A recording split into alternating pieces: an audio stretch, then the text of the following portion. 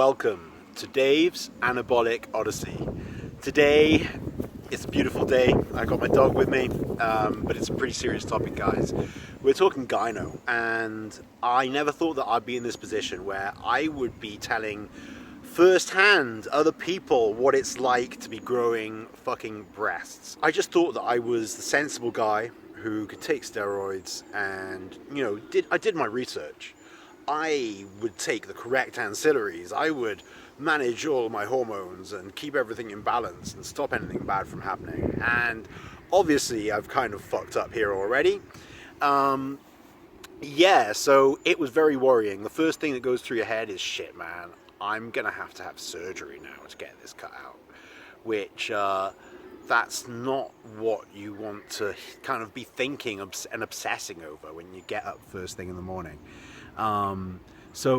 It was pretty horrifying, and it took up quite a lot of my mental capacity, kind of finding out and thinking about it all the time, and then researching what you're meant to do about it and all this type of stuff. It's when there's potential surgery on the table or like other serious side effects, then it does take up a lot of your time and cause you to worry quite a lot. So mine was caused by estrogen and not prolactin. So the first thing you got to do is stop the estrogen at the receptor level. I also started smashing aromatase inhibitors, namely anastrozole or Arimidex. I started smashing that. I had like about 6 milligrams or 5 or 6 milligrams in 4 days, which is a lot of aromatase inhibitor for the amount of testosterone that I was taking. So basically, I took the tamoxifen first, and what that does is it competes with estrogen at the receptor level to activate it. So straight away, once you take that, any estrogen that's going around in your system, excess, it gets blocked at the receptors. But it's not only that receptor, it's the other receptors in the rest of your body as well, which is not ideal. It's not the healthiest thing to do, and so I'm not sure what I'm going to do long term here. But then you've got the Arimidex. Now, Arimidex isn't really healthy to be taking either. That's why I was trying to do a cycle without using any aromatase inhibitor, because I would be able to be healthier and still do the cycle. But unfortunately, that was not to be. With the Arimidex, I took half a tablet when I first found out, thinking, I'm only on a low dose of testosterone here. I don't need to take that much. But then the symptoms kept on getting worse. So then I increased my amount of tamoxifen that I was using, and I increased the amount of anastrozole that I was consuming, which then a couple days later absolutely crashed my estrogen. Not for very long, fortunately, but when you've got crashed estrogen, mate, it sucks. Like, you just feel depressed, lethargic, you feel shitty, your sex drive's down. There's so many negative aspects to having low estrogen. It feels way worse than having high estrogen. So obviously I had high estrogen before I got the gyno, and that I was getting a bit moody, irascible, as some say, and yeah, the high estrogen symptoms were far, far, far more pleasant than having the low estrogen symptoms. Currently, I have really severely reduced my aromatase inhibitor intake. Seemingly that my estrogen is quite low now, and if I even have a 1/4 milligram every few days, I can feel my mood dip slightly before the estrogen kind of builds back up. So I presume that that's all due to the estrogen, but who knows? These are just it's correlation, not causation. So like it's really hard to be objective when this is all just a single case, anecdotal type of thing. Also, I've reduced my testosterone intake. I was on about 350 milligrams per week, and now I've reduced it to 250. So I should need minimal aromatase inhibitor to maintain on that level of testosterone, and I'm considering reducing it further. What is the worst aspect of gynecomastia? Well, I thought that it would be like, oh man, like My clothes aren't hanging right off my chest. It looks like I got like fat titties. Like, this sucks. And currently, the gyno's really mild. Like, I didn't exactly have like a perfectly contoured chest beforehand, so it's not that big of a deal.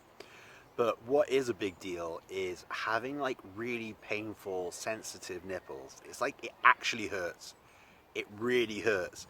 Like, speaking to my girlfriend, she's like, oh, it's like when you first start growing breasts and you have budding glandular tissue behind the nipple. And I'm like, yes, that's exactly what it's like. It really sucks, man. Like, you're just aware of it all the time, and because you're aware of it, you think that other people can see it, even when it's very minor. It's like if you've got a big boil on your face, or, you know, a big spot, and it's a deep motherfucker. It's painful, yeah? And because you're aware of it, you think that everybody else is super aware of it because you can feel it all the time. So that's the worst aspect of my current symptoms, and I'm aware that if I let this progress, then, you know, the visual aspects could be trumping that. Can you say Trump anymore with the current president? I don't know. But anyway, yeah, the side profile might actually be more embarrassing, more concerning once things progress, if they do progress. But right now, it's the pain. It really hurts. So yeah, that's surprising to me. I thought it would just be like having just like little fatty deposits, but the glandular parts, they hurt, man. It's sore, and it makes your nipples sensitive. It's like when the wind's blowing it at night. If it's hot right now, yeah. So I'm not like snuggled up underneath the duvet. I've got my window open, and the breeze blowing across my nips, and yeah, it's like you can feel it. It's uncomfortable. I really don't like the sensation.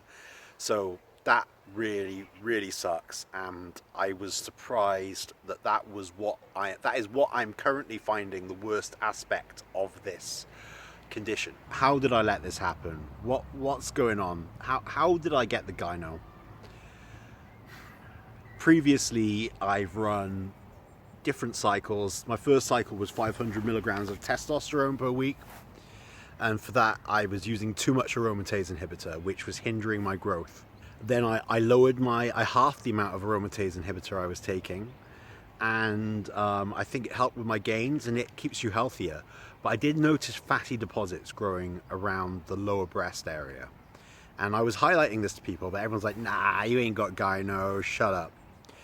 And then the next cycle I ran was NPP, like fast-acting DECA, and a very low dose of testosterone. And for that, I controlled my prolactin with cabergoline, and I had a very small amount of aromatase inhibitor, and bam, that cycle was awesome. I really had a good time on that cycle. I mean, there were other problems with it, but gyno wasn't an issue. So everyone's telling me like, bro, I don't use aromatase inhibitors on 500 milligrams of test. Like, what are you doing? And this time I started off at 150, and I wasn't making strength gains in the gym. So then I upped it to 250, and I was making more strength gains in the gym. Then I'm like, fuck this, man. Let's do a little blast here. So I tried running 350 milligrams of testosterone per week with very minimal aromatase inhibitors. And, you know, I'd take a quarter, maybe once every week, once every 2 weeks. Just, you know, a really small amount of Arimidex or anastrozole, like a quarter of a milligram, a quarter of a tablet. And then I started wanting to spice things up a little. I'm like, how can I make this better? How can I make this cycle more productive?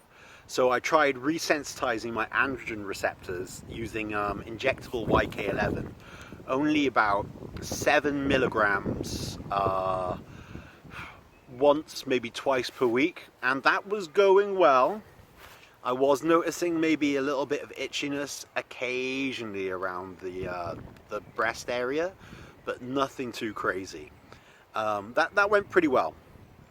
And then I'm like, can I like do something else to really like get the strength gains going in the gym? So one time, just one time, I took a 50 milligram tablet of Anavar. I was really getting the itchy nipples, and I was just ignoring it.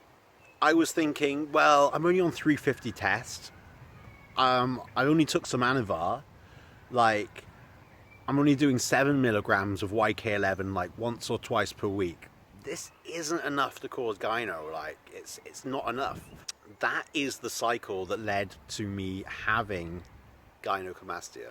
Yeah, guys. Just if you're gonna do this shit, just make sure that you're being cautious, that you're taking all your ancillaries when you need to take them, and don't make the mistakes like I made. Big ups.